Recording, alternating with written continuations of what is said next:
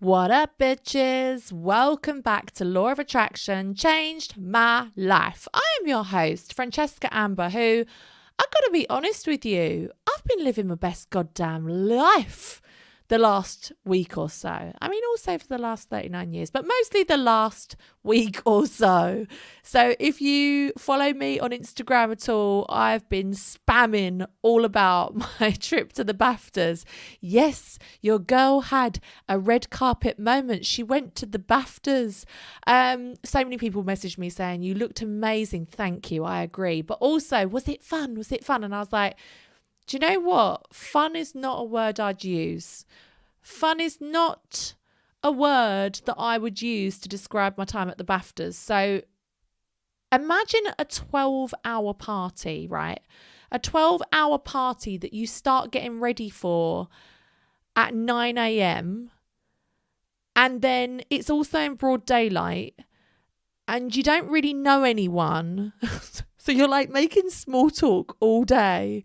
And everyone is people watching and you can't really get drunk and say the wrong thing. So it was a little bit stressful. And let me tell you, if you have ever done any work on your self-belief, your self-confidence, it will take a knocking. When you're on a red carpet full of celebrities, it will take a fucking knocking when you're like, hi guys, I'm also here. Like it just, oh my God, it was fucking stressful, but it's also amazing. And you know what? Two books that really kind of showed up for me in this moment of like getting invited to the BAFTAs.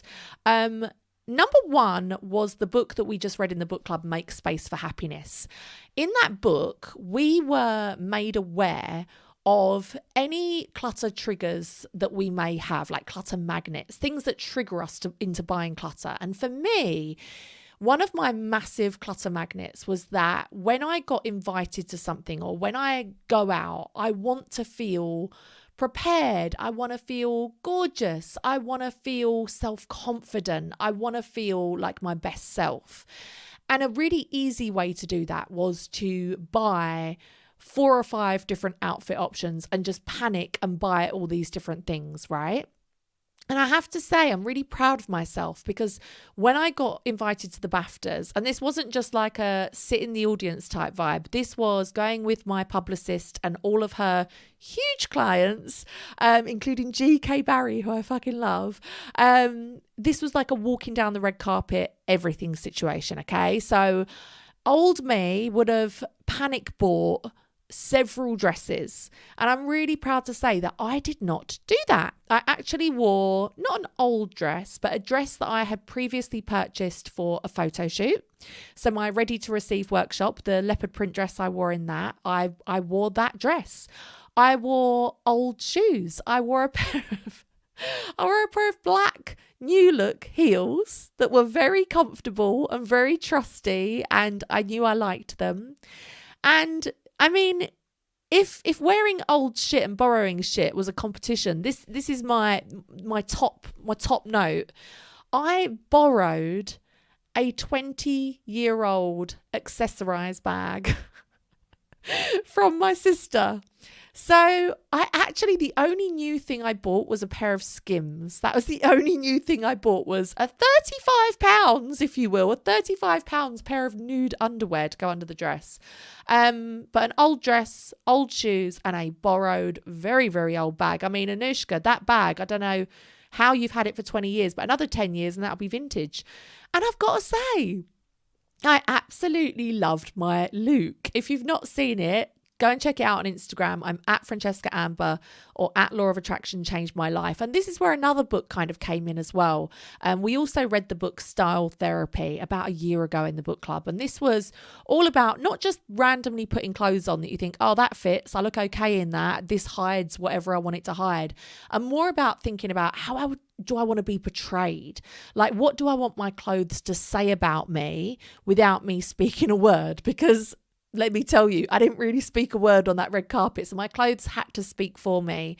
And so, yeah, I really focused on what would genuinely give me self-confidence in the lead up to that event. So I focused on my skincare. I focused on getting my steps in. I focused on eating right, getting enough sleep. Focused on my self-confidence. I was listening to my Hot Girl Summer Subliminal every single night. And actually doing all that kind of stuff was so much more productive for me, feeling totally part of it on the day, as opposed to just buying loads of stuff that I thought would give me that self-confidence. It really, really does work. And I guess that's the first time that I've really, truly put those books into action. Because I got to tell you as well, right? So my publicist clients are some really big like influencers and celebrities, and they all looked fucking gorgeous. Like they all looked amazing.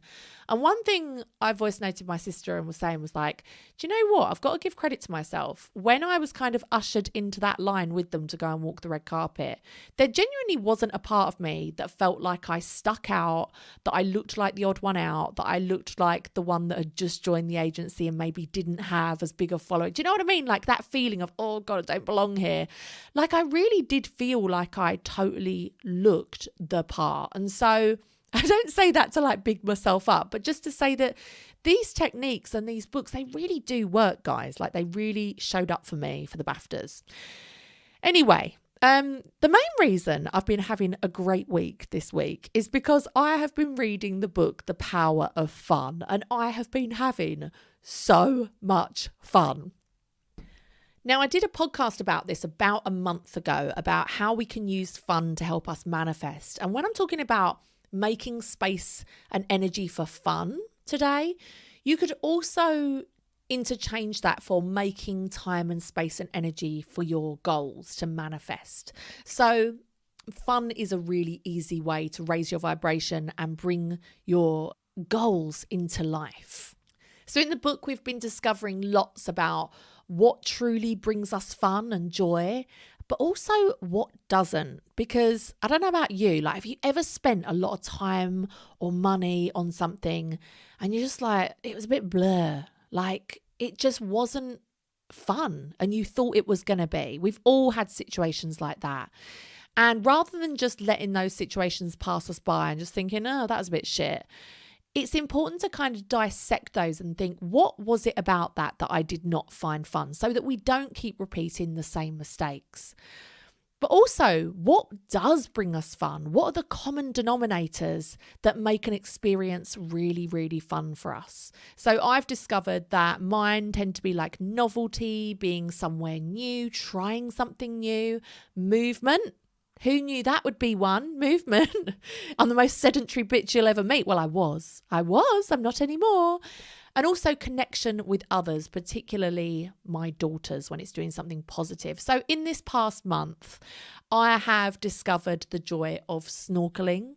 That's something that I'd never tried before. Fucking love it. Irish dancing. Who knew? Who knew I was actually Michael Flatley underneath these clothes? I actually fucking love Irish dancing. I'm really enjoying it. Pole dancing. Your girl went to her first pole dancing class. Yes, check it out on the gram if you want to see me swinging round a pole in reverse with my arse out, because that is what my account is going to become, I think. And also, I'll tell you something else that's really fun is making fun content with Bo. So we did a reel about a month ago that was like a really viral reel, you know, where it was like that thing where like people were like pretending to punch each other. If you don't know what I mean, that's going to sound weird, but we did that and it was really, really fun. So just starting to make notes and become aware of what your fun factors are, times in the last month or so where you have really had fun, and you'll be surprised. You might think that going out for that all-day bottomless brunch with your friends is going to bring you the most joy, but you actually might find that 10 minutes of Irish dancing on your driveway with your daughter is actually a lot more joyous. I think what's important to recognise as well, I'm very, very aware that this podcast is mostly listened to by women and actually mothers as well. And our biggest fight in trying to make our goals a reality and our dreams a reality is that we are very time poor. We are very energy poor. I think that is always the angle that I'm trying to come from with my podcast is like, I know you don't have much time. I know you don't have much energy. Here's how we can make it happen anyway. But fun isn't a distraction from the problems in our lives. It is the solution. We should be prioritizing it. We should be prioritizing fun and enjoying life. All goals lead to that, right? If you think about it, think of any goal that you want to achieve right now. Think of a goal. It could be you want a dream house, you want an amazing partner, you want a big bank account, whatever it might be. You want that thing to enjoy life and to have fun, right? You want the dream house so you can enjoy life, so that you can maybe host parties or have barbecues in the garden. That's to enjoy life. You don't want to have those things and be miserable, right? You want an amazing partner to enjoy life and have fun. You don't want an amazing partner to argue with and not enjoy times with. Do you know what I mean? You want a big bank account. It's okay, by the way. Totally okay to want a big bank account. It's okay to want money. Why do you want it? To flex on your neighbours, to flex on your exes? That's fun. Okay, that's fun. I'm not going to deny it. But you want that big bank account to enjoy life. It's not to have the nicest car on the street. It's not to have the biggest house on the street. It is to enjoy your life. So with the right mindset, all of these things, your dream house, amazing partner, big bank account, all these things can bring you happiness and enjoyment. And today I want to talk about a specific lesson that I read in this book, Make Space for Fun. And it's all about making space for fun. And as I said before, you can interchange this with making space for your goals, making space for manifesting. So I think the problem is we are so distracted here in 2024. Every time I say the year, I have to stop for a millisecond and question myself, are we in 2024? I feel like maybe we are, but I don't know. Time is moving too fast. We are so distracted by so much external mind clutter. Mind clutter, what is that? What is it, Fran? Tell me. It is the constant stream of information that we are always receiving from our phones, from social media, from 24-hour TV channels, and just everything else that modern life has given us that we were like, oh my God, this is amazing. And now we're like, oh, it's fucking killing me. So gone are the days of stepping away from emails at 5 p.m. Gone are the days of turning off the TV at 10 p.m. because nothing good is on after 10 p.m. Just reruns of Family Guy. Like, we now have 24-hour access to whatever we want.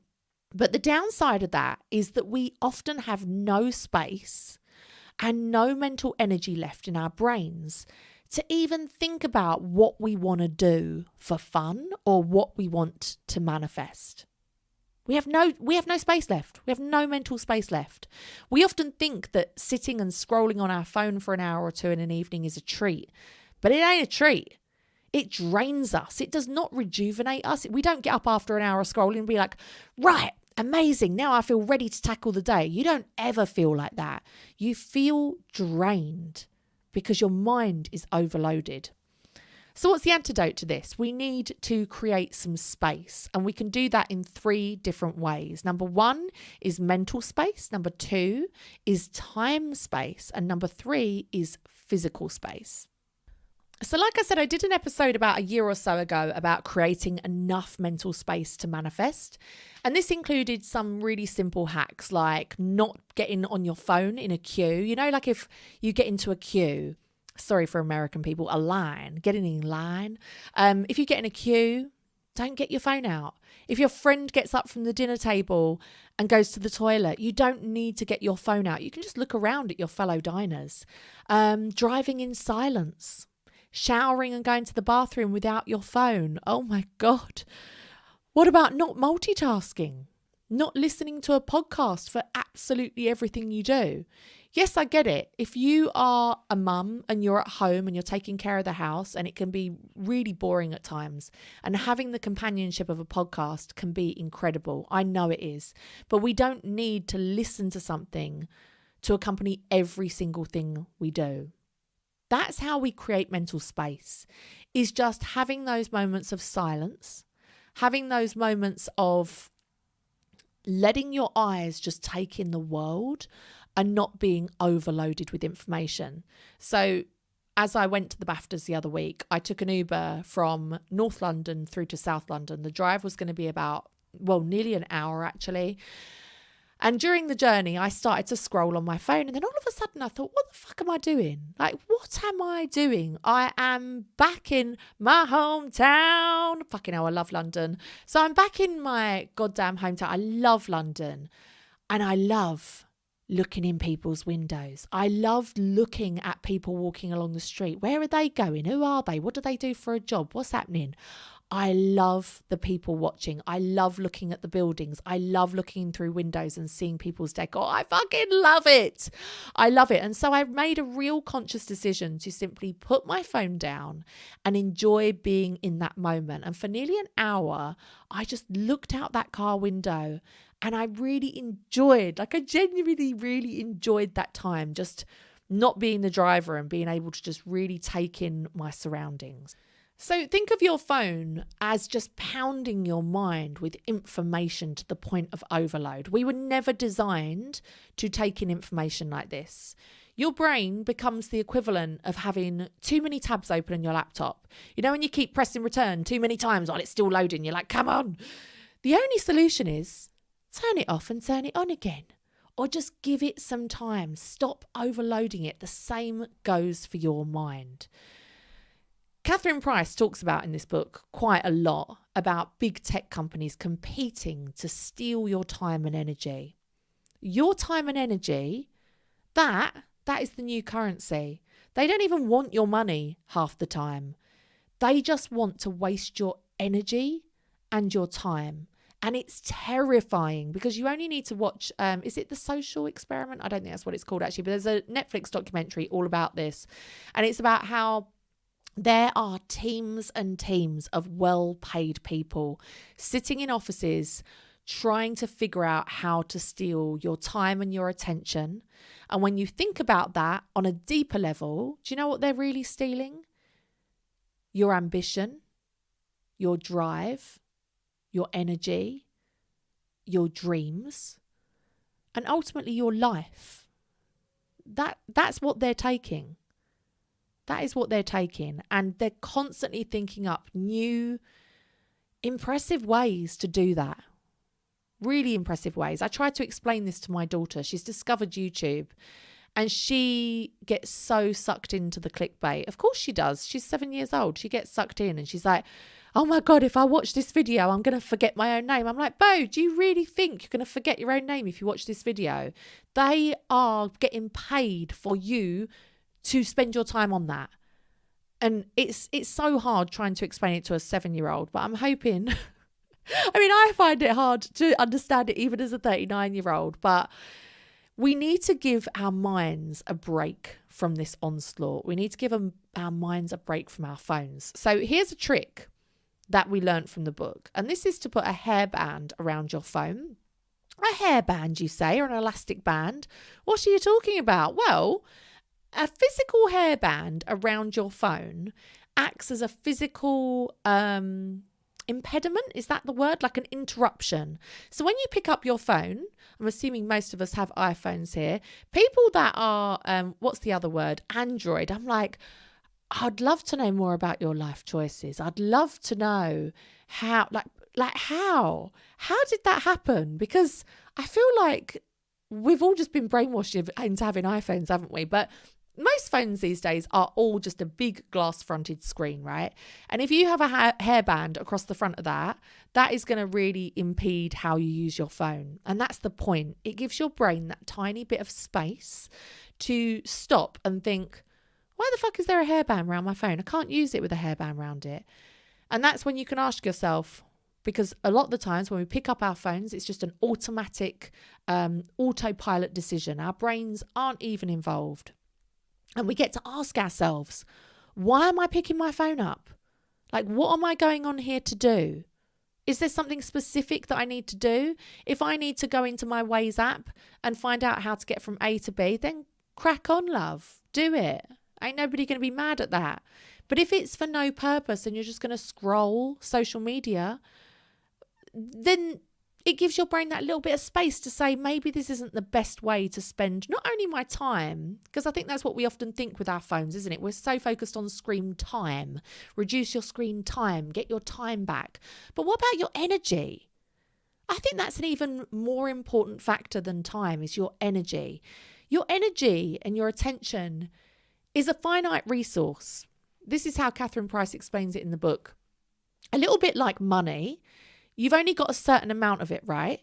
But if someone takes your money, you can always make some more. But your energy and your attention and your time, that's all you've got for that day. And if you waste it on being sucked into this shit, you won't have any energy left to focus on what you want to create in your life. And that is the most important thing, is what do you want to create in your life? If we want to make enough time and space for the things that matter to us, whether it's having fun or manifesting your goals, you have to create the space for it. Now imagine you have a bucket and that bucket is your day. That's your time and energy resource for the day. That's how much you have. And of course, we're all going to have different amounts, right? Your bucket might be bigger than mine. Everyone's buckets are different sizes, okay? And you're going to have a pile of rocks. You've got big rocks, smaller rocks, sand. You've got to fit all this shit into the bucket. Now, the biggest rocks are your priorities. This could be something like finally starting your business or writing a book. Smaller stones are, less important, but they're still there. And the sand is like the trivial shit that seems to just take up your time, like checking social media or maybe checking the news or watching 3 episodes of a certain TV show, right? Now you need to fit all of this into your day. What are you going to put in first? If you start to fill that bucket with the smaller stuff, the smaller stones and the sand, you will never ever fit in the big rocks. The big rocks, which is your priority, you're writing your book or building your business or whatever it is your priority is, it will never fit in because all of that sand has taken up space. Now, if you do it the other way round and you start with your priority, you put the big rock in first. This is why so many people say you wake up and you work out straight away, or you do the 5 a.m. club or the miracle morning and you wake up and you spend an hour working on your goals and your dreams first thing in the morning. The reason that we do this is because you put that big rock in first. All of the other smaller stuff will simply slot in around it. It will all fit in around it, and you will still get some sand in there. You'll still have some time for trivial stuff like scrolling social media and checking the Daily Mail sidebar of shame, whatever it is that you like to do. That will still fit in there, but you need to make sure that your priorities are in the bucket first. If you have something large or important that you need to accomplish, you need to carve out time and energy for it. Otherwise, less important activities will always find a way to muscle in and steal your time, your attention, your energy. Now, what about physical space? Your goals need physical space to thrive too. Now, I could talk about spatial alchemy and how your environment affects your life all day long. This is literally one of my favorite things to read about. It's one of my favorite things to put into practice. It's one of my favorite things to talk about.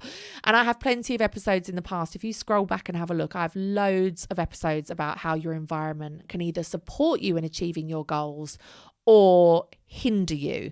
So if your environment is cluttered, disorganized, overwhelming, and I'm talking about your physical environment here, right? Your home, your desk, your office, your car, your whatever, you will never have the space or energy to work on your goals. Never. You will never have the time or the energy to work on the important things in life.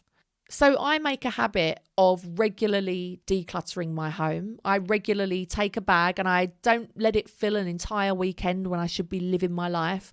I simply take a bag, and as I walk around my home and my children have just thrown things on the floor or things seem to keep coming out and they don't have a home, I look at them and I think, do we really need this? Because let's be honest, every single item that I have to step over or jump across or shove out the way is taking up my mental bandwidth.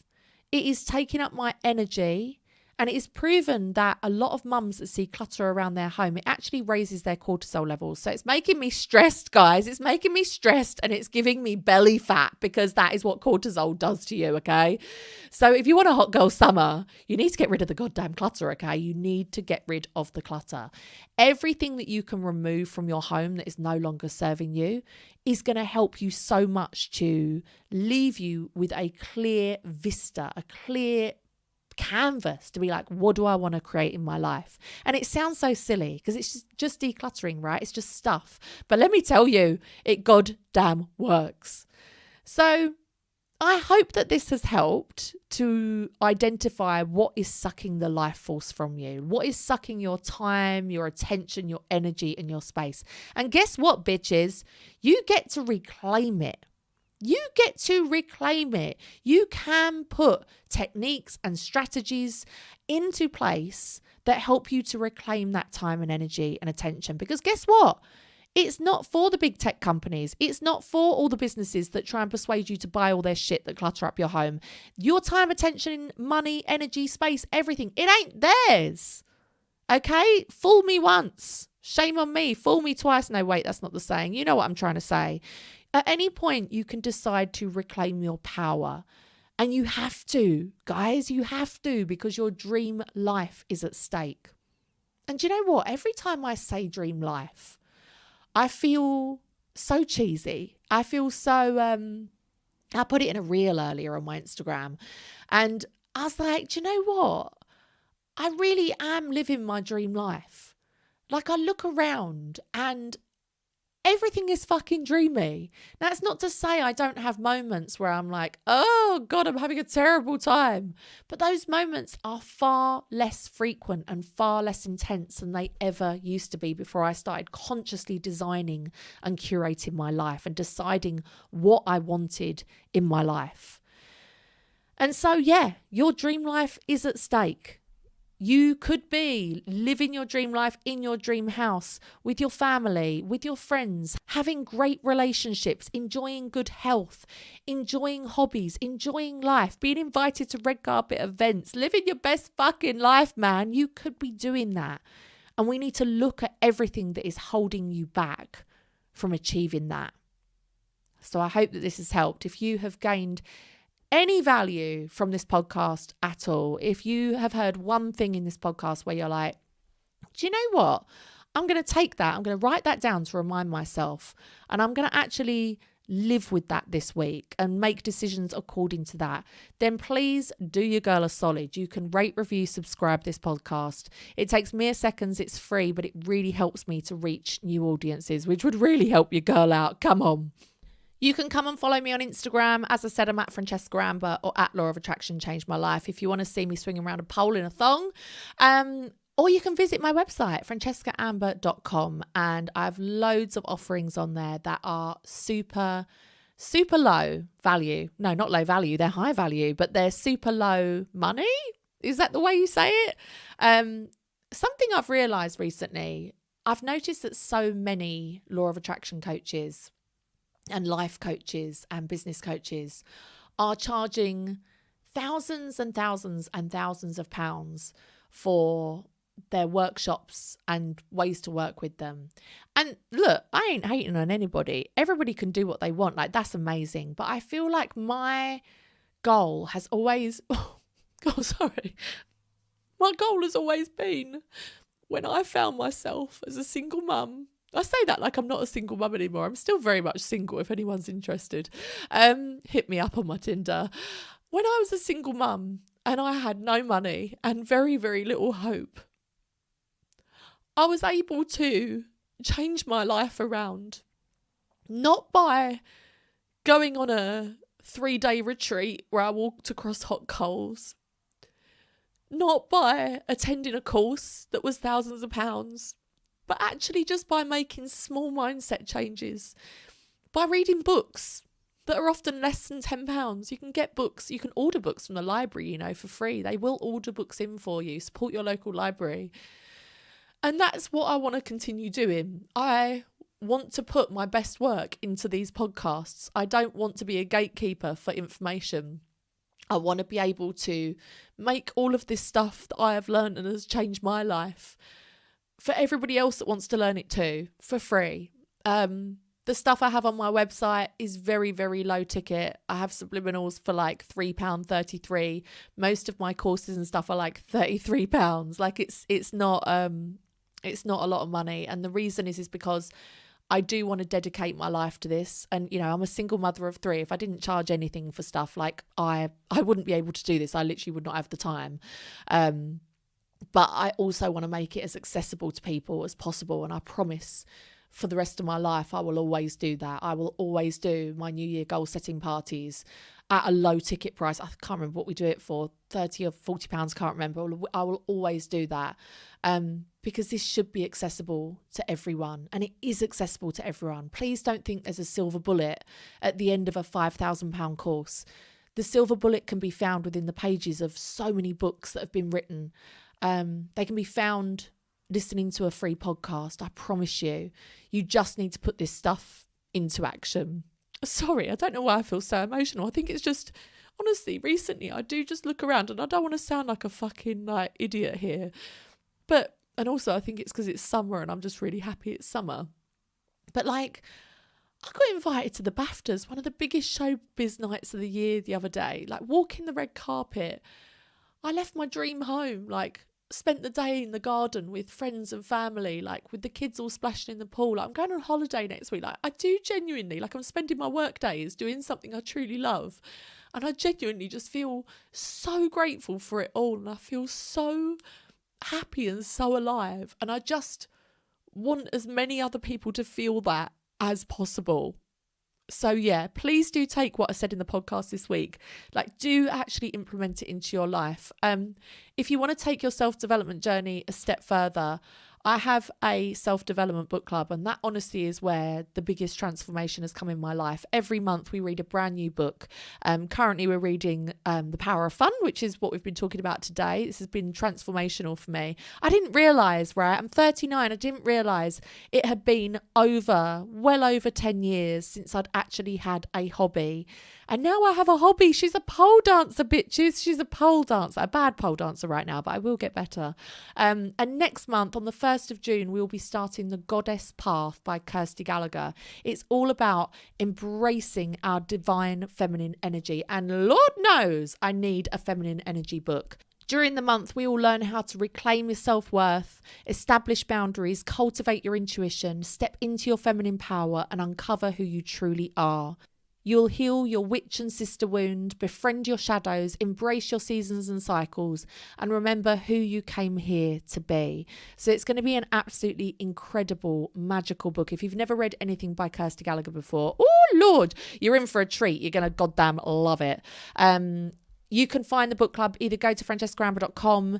I'll put the details in the show notes below, or you can go onto my Instagram and just reply to anything. You can DM me, comment anything, just saying the word book, and I can send you full details on how to join. Right, bitches, that's it for this week. It's been a pleasure. It's my favourite part of the week talking to you. Is that weird? I absolutely love it. The law of attraction has changed my life. It genuinely has. And it can change yours too. Bye.